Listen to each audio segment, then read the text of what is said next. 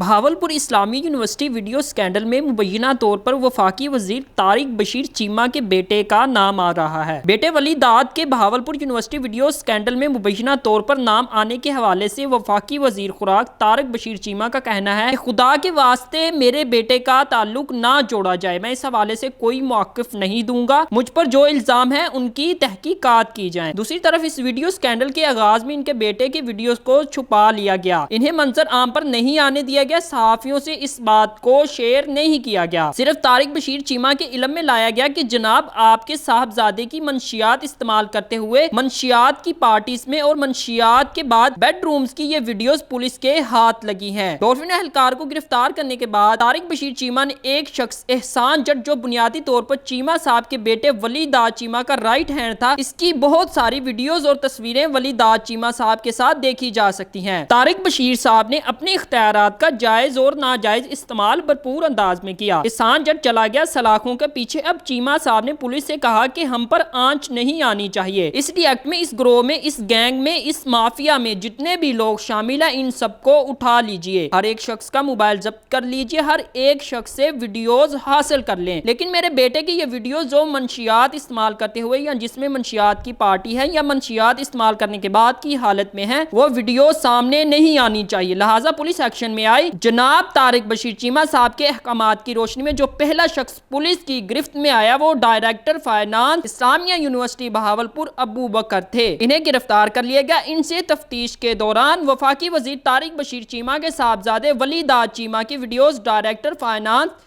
اسلامیہ university Bahawalpur کے mobile phone سے برآمد ہو گئی۔